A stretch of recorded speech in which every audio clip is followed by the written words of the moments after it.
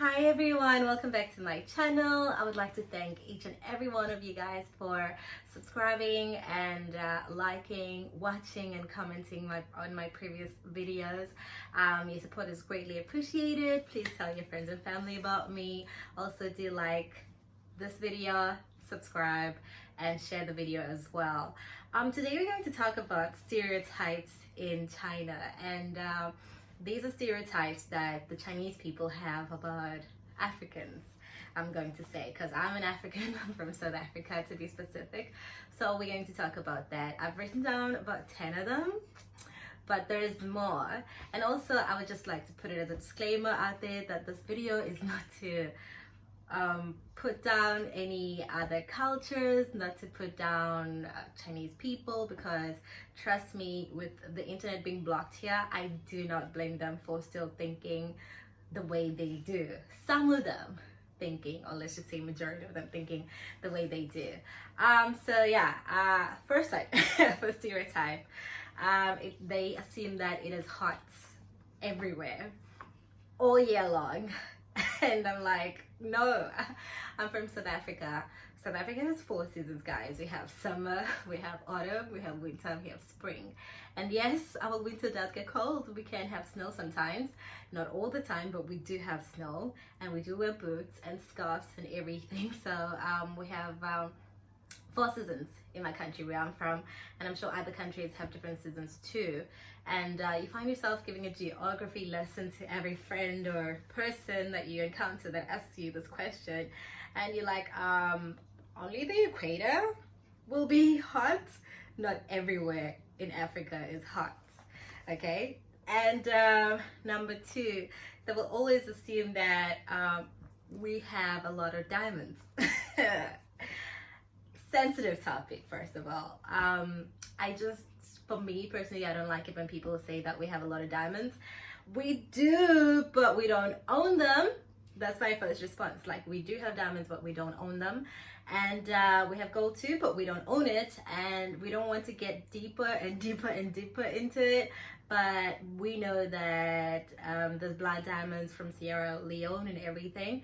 And this is like not a conversation starter, but other people will literally be like, oh, you're from Africa, so you guys have diamonds, right? You have gold, you are rich. I'm like, no, we are not rich, unfortunately. Our land is rich, or was rich, but unfortunately everything is, it doesn't belong to us, okay? Number 3, they will ask you if you know someone that they know from Africa. Like, oh, you're from South Africa. Do you know, so and so? Do you know Kevin? Do you know? I'm like, first of all, Africa is big, and I'm not from the whole of Africa. I haven't even traveled the whole of Africa. So it's just such a, I feel like a very narrow-minded, I don't want to insult people, but a very narrow-minded thing that you can ask people if they know the one person that you know from Africa, not even from South Africa, from Africa in general. And it's just like, nope, I don't know that person. Never met them, never heard of them. We don't know those people. Like, we don't live next door to each other down there. Do you know how big it is? Yeah. And then another stereotype would be, do you speak English as your first language, or is English your first language? And it's like, I'm telling you, like, it's not even like only older people that will ask you this question. It's millennials too. Like, my colleagues from like England and whatever, from Finland, they will ask me, from Australia, they will ask me these questions, and I'm like, are you serious right now? Like, are you being serious? Are you seriously asking me if we have 4 seasons or whatever? I'm like, what are you asking me?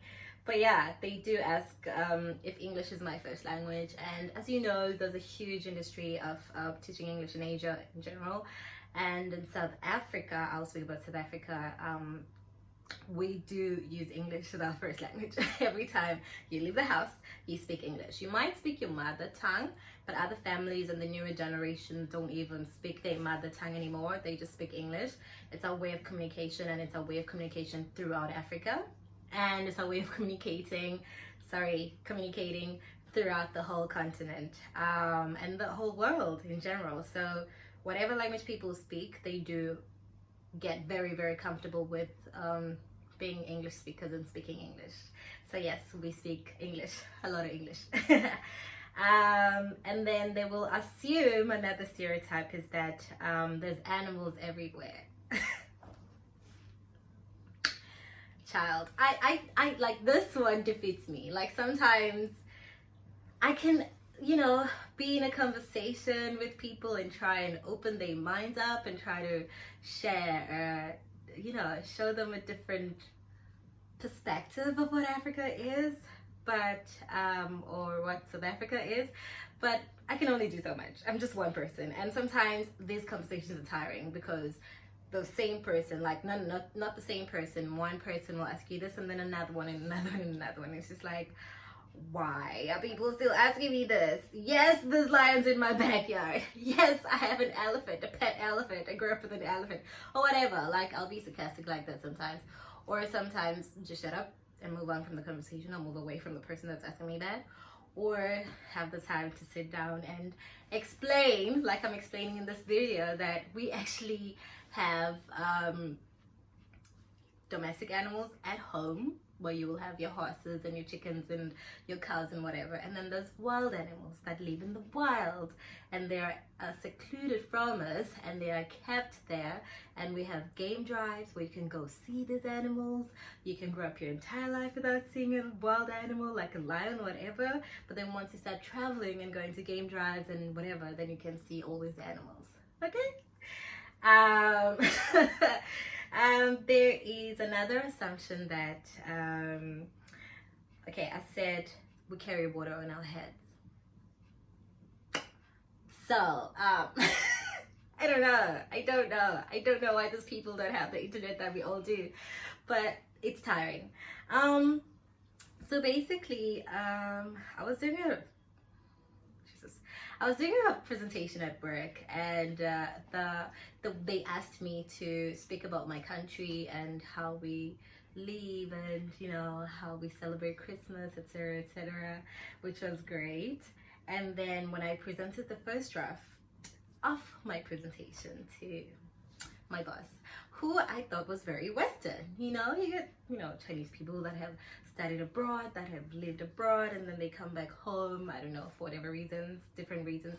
But yeah, and then this lady I respect so much, she's like, oh no, but you didn't put the whole mud huts, mud houses, you didn't put the people carrying water on their heads, you didn't put the the diamonds and everything, like I mentioned before. And I was just like, I'm sorry, but that's not the Africa I know.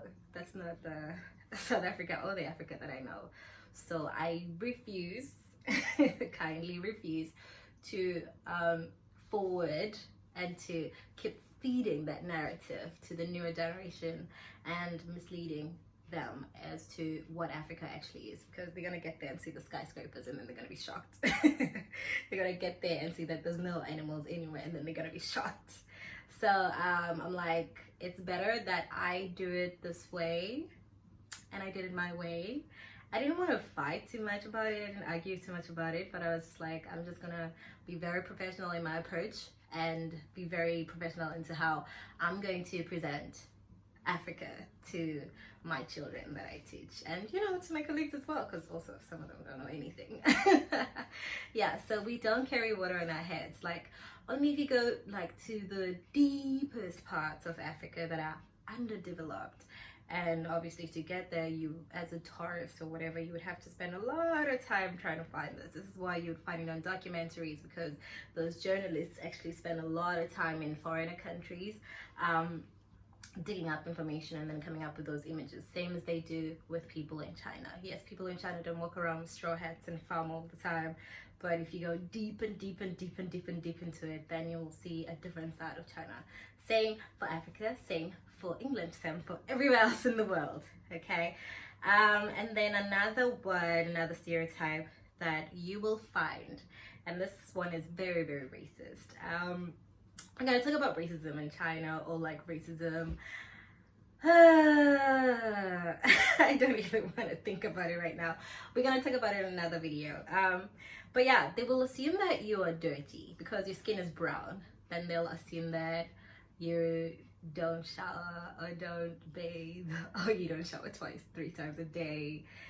That's I wanted to curse. That's absolutely ridiculous, and it's to a point where it's super offensive and super racist.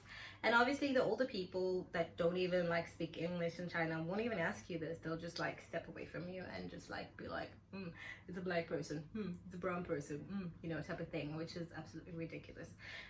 Because they don't like the sun, and it's associated with poverty and farm workers and you know, being dirty. Yeah, it doesn't mean that just because we're brown we are dirty. So I really don't like that stereotype. But yeah, last but not least, I have the one that they say we work out a lot. I mean, thank God that they bless us with amazing genes. Thank God that my family and my ancestors and everybody is blessed with amazing genes from Africa. But no, that's not necessarily the case. Just because our bodies are voluptuous and our guys have big, you know, shoulders and abs and whatever, it doesn't mean that they work out a lot. It's just in our genes. And then sometimes you'll find people like me that actually do like to work out a lot and, you know, shape their bodies and stuff. But naturally, we are like this. And we thank our ancestors and, you know, the person that created us for that. So yeah, I think those are the stereotypes that I can talk about right now in this video. I want to make this one quick and short because you guys complained about the last one. And yeah, do like this video and share it with your friends. Make comments below as to what you would like to see me talk about in the next videos. But from me to you, bye bye.